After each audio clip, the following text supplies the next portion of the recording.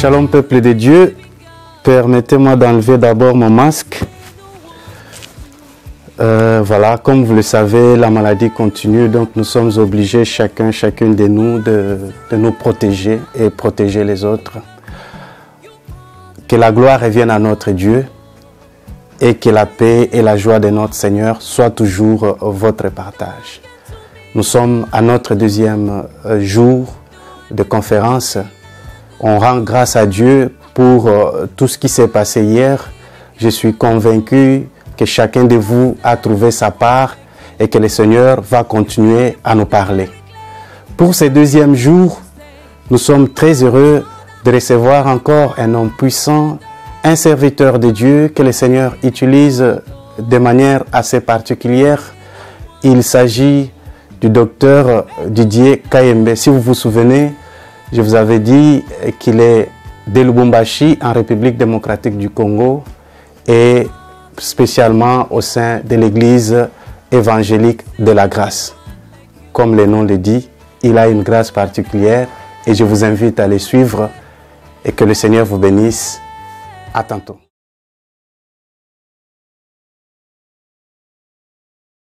Bonjour, peuple de Dieu. C'est pour nous une grande joie de nous retrouver dans ce programme, ce grand programme d'enseignement et d'édification. Pour moi, l'occasion de saluer tout le peuple de Dieu partout où vous vous retrouvez, en Belgique et partout au monde. Notre grand thème, les ténèbres ne régneront pas toujours. Et nous allons lire une portion de l'Écriture dans Ésaïe 8, 23 et nous prendrons aussi Ésaïe 9, 1.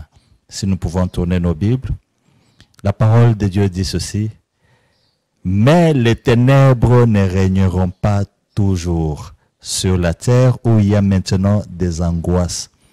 Si les temps passés ont couvert d'opprobre le pays de Zabulon et le pays de Nephtali, les temps à venir couvriront de gloire la contrée voisine de la mer, au-delà de Jourdain, le territoire de Gentil. Le peuple qui marchait dans le ténèbre voit une grande lumière. Sur ceux qui habitaient le pays de l'ombre de la mort, une lumière resplendit. Alléluia. Un texte merveilleux.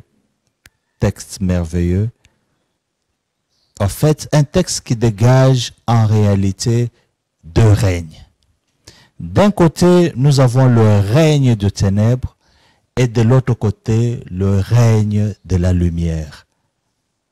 Dans nos vies respectivement, on a soit un règne de ténèbres ou un règne de lumière. Le règne de ténèbres, comme nous dit cette portion de l'Écriture, Ésaïe 8, 23, sur la terre où il y a maintenant des angoisses. Oui, les ténèbres, quand les ténèbres règnent, il y a des angoisses. Et le règne de la lumière, qui est un règne où nous voyons une lumière qui resplendit, où le peuple est couvert de gloire. Le peuple est couvert de gloire.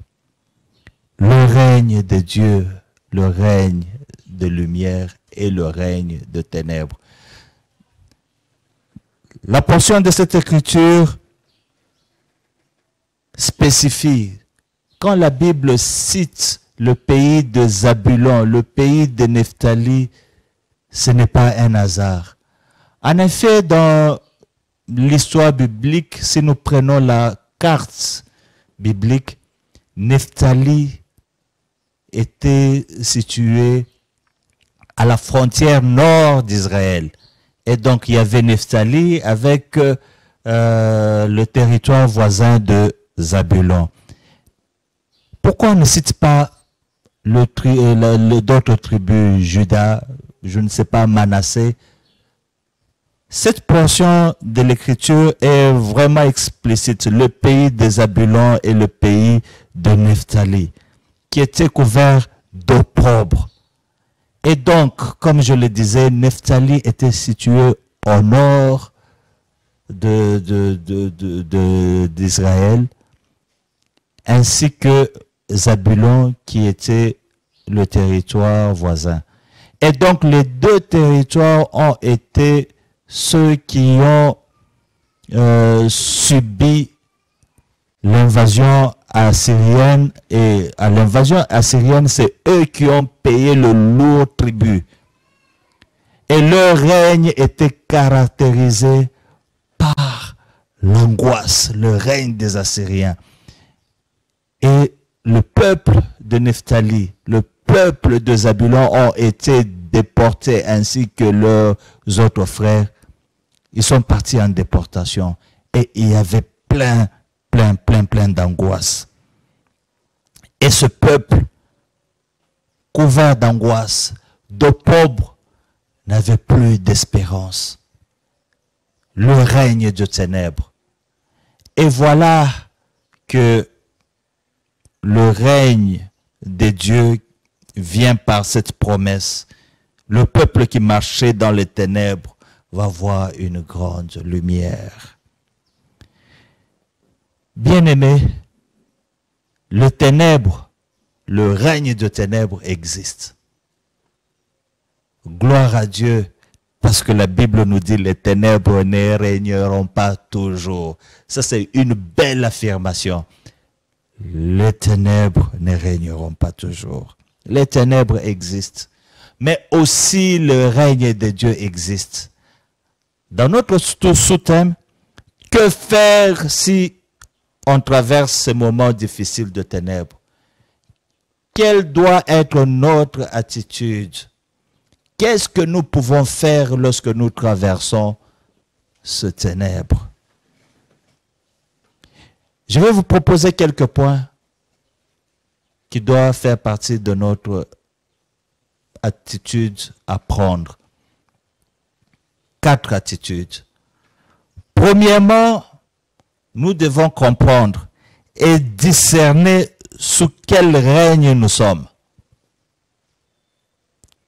Ma vie est sous quel règne? Et donc nous devons arriver à faire le discernement. Parce que chaque règne a ses signes, chaque règne a ses symptômes. Dans ma vie, je suis sous quel règne? Ésaïe 26, 13 dit ceci: Éternel notre Dieu, d'autres maîtres que toi ont dominé sur nous. D'autres maîtres que toi ont dominé sur nous. Ésaïe 26, 13 fait le diagnostic. D'autres maîtres ont dominé sur nous. Nous sommes sous quel règne? Le règne de la lumière ou le règne du ténèbre? Mais si nous sentons que notre vie, notre ciel est assombri par certaines ténèbres, ça peut être dans plusieurs domaines, dans le domaine du mariage, dans le domaine professionnel, dans notre vie de relation, de famille. Est-ce la lumière ou le ténèbre qui couvre? Sous quel règne sommes-nous? Et si nous sommes sous ce règne-là, opprimés par le ténèbre, alors le deuxième point qu'il faudrait savoir, c'est que le règne de Dieu se demande. Le règne de Dieu se cherche par la prière. Dans la prière modèle que notre Seigneur nous a laissée, il dit lorsque vous priez, dites aussi, notre Père qui est aux cieux. Et là, nous devons aussi dire que ton règne vienne. Que ton règne vienne. Le règne de Dieu se demande. Le règne de Dieu se cherche. Si Ésaïe 26,13 a fait le diagnostic que d'autres maîtres ont régné sur nous, nous pouvons alors, dans la conduite à tenir, chercher le règne de Dieu. Nous assurer que c'est Dieu qui domine, pas d'autres maîtres. C'est Dieu qui domine. Il doit dominer où?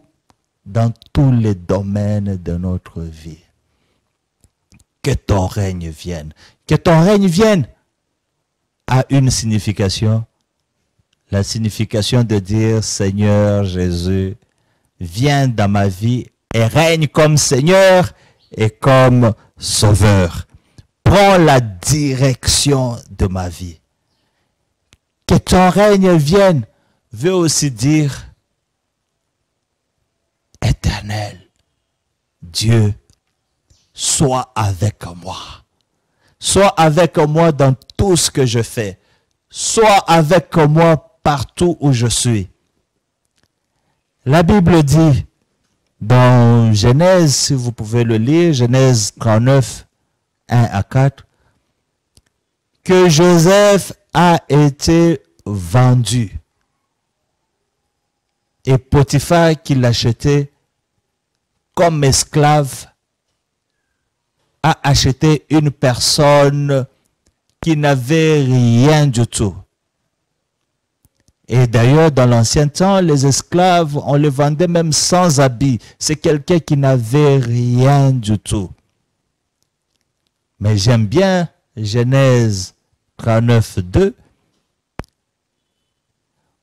où on dit que l'Éternel était avec Joseph. Que ton règne vienne. Le règne de Dieu doit nous accompagner.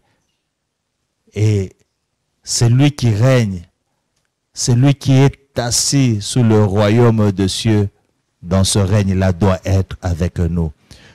Manquons tout, ne manquons jamais, jamais la présence de Dieu. Et donc, Joseph n'avait rien d'autre que la présence de Dieu. Et dans le verset suivant, par la présence de Dieu, tout ce que Joseph touchait prospérait. Tout ce que Joseph touchait prospérait. Pendant le règne de ténèbres, nous devons aussi demander le règne de Dieu. Nous assurer que c'est Dieu réellement qui domine sur nous. Nous rassurer que Dieu réellement marche avec nous. Dieu nous accompagne dans toutes nos entreprises. Le règne du ténèbre part. Et nous avons une lumière qui vient. Nous avons cette lumière qui vient vers nous. Le troisième point, ou troisième attitude, troisième point sur lequel je vais beaucoup insister, quand il y a le ténèbre, il y a la notion de connaissance. Connaissance. La connaissance, qu'est-ce que tu connais et qui est-ce que tu connais? Alléluia. La connaissance. La connaissance est importante parce que Osée 4,6 même dit, mon peuple est détruit faute de connaissance. Mon peuple est détruit faute de connaissance. Ce n'est pas un peuple païen, mais c'est le peuple de Dieu. Mon peuple est détruit. Pourquoi? Faute de connaissance. Donc, par la faute de connaissance, nous pouvons amener le ténèbre dans notre vie. Nous devons donc nous rassurer de la connaissance. Et cette connaissance, il faut la prendre sous plusieurs facettes. Qu'est-ce que je connais? Sur le plan spirituel, qu'est-ce que je connais? Dans mon domaine professionnel, qu'est-ce que je connais? C'est cette connaissance-là qui va m'ouvrir plusieurs portes. Qu'est-ce que je connais? dans mon couloir d'influence, qu'est-ce que je connais? Et ce que je connais là, est-ce que c'est suffisant pour me rendre excellent? C'est très important. Et nous devons nous rassurer que nous avons la bonne connaissance et la meilleure connaissance. Et cette connaissance qui aiguise nos qualités, qui nous amène à une maîtrise, à la dextérité. Et plus nous connaissons, et plus nous avons une dextérité, et plus nous sommes habiles dans notre ouvrage, les portes vont s'ouvrir. Les ténèbres peuvent se dissiper par la connaissance. Qu'est-ce que je connais? Qu'est-ce que je connais comme promesse faite par Dieu? Qu'est-ce que je connais? Les principes qui règlent ma profession, les principes qui règlent le mariage, est-ce que je connais? Est-ce que je puis m'approcher de l'excellence? Non pas seulement connaissance, qu'est-ce que je connais, mais qui est-ce que je connais? Alors là, c'est votre agenda. Dans votre agenda, qui est-ce que vous connaissez? Votre carnet d'adresse, voilà le terme. Votre carnet d'adresse. Si vous avez un carnet d'adresse fourni, et donc les portes aussi pourront s'ouvrir.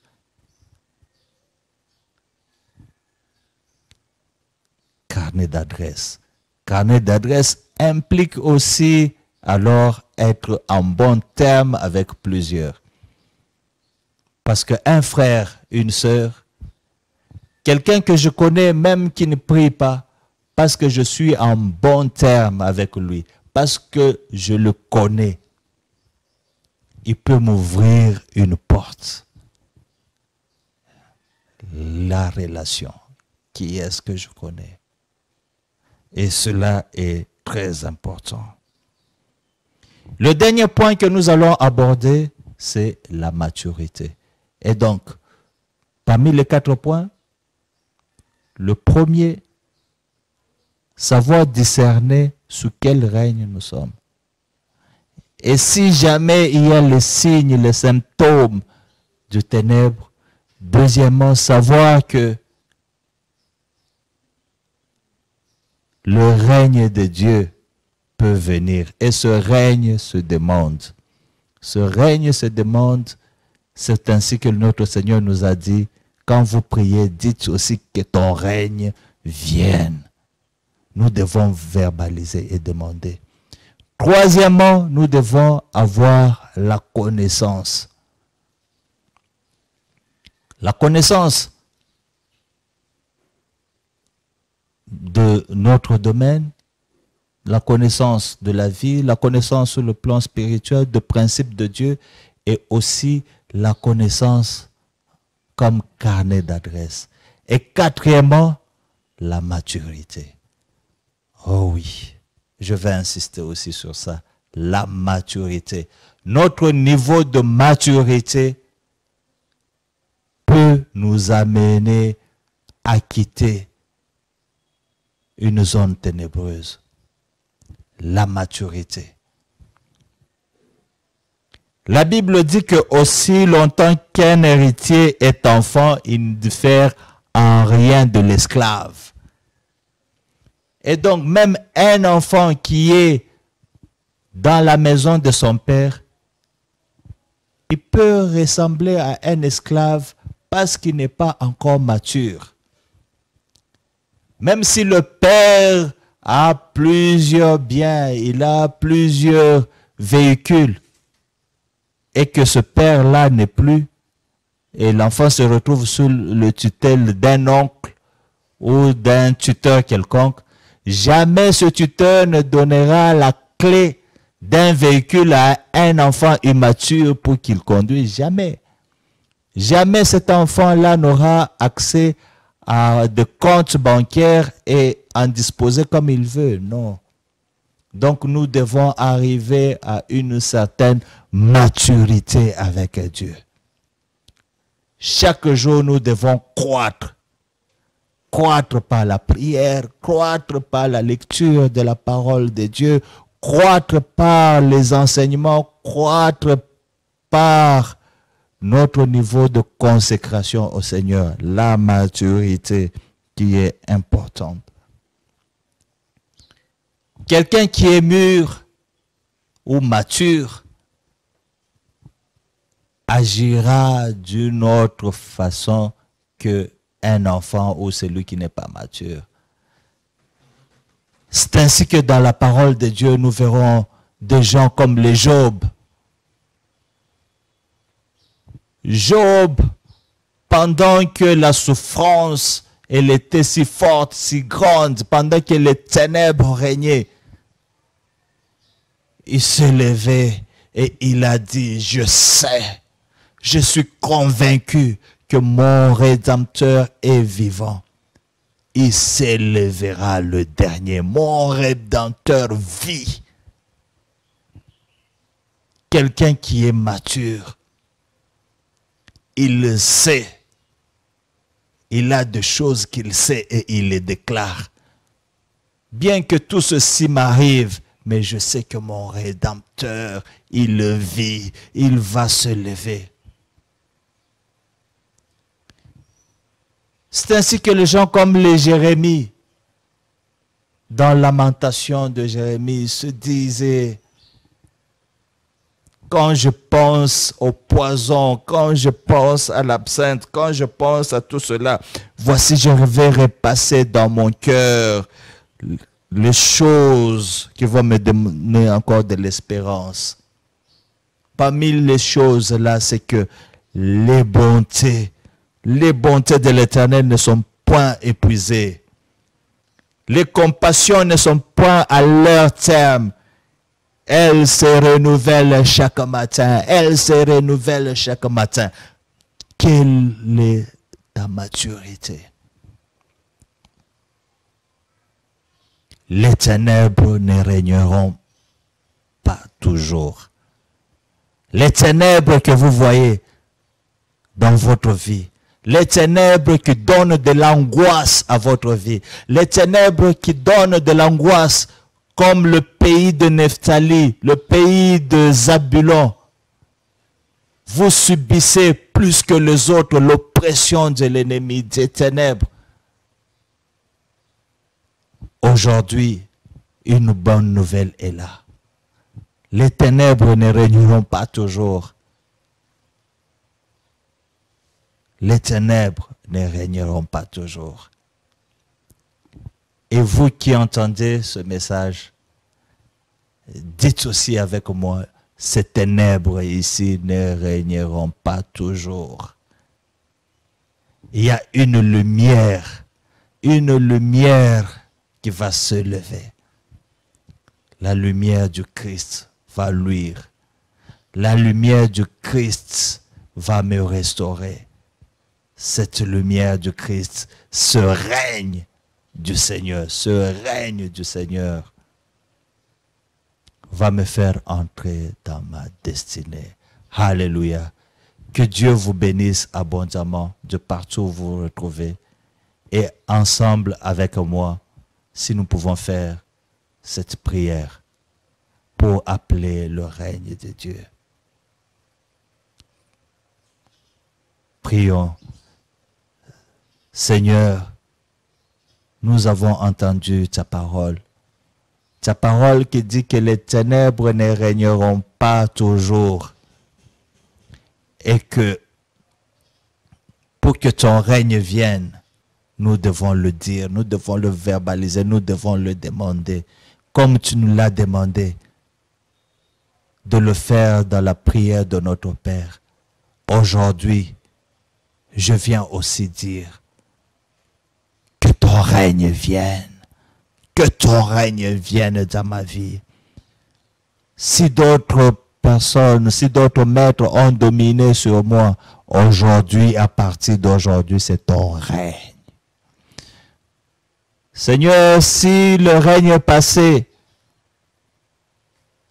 m'a couvert de pauvres, d'angoisse. Aujourd'hui, c'est ton règne qui amène la gloire, ton règne qui amène la joie par le Saint-Esprit. Seigneur, aujourd'hui, scelle ton règne dans ma vie.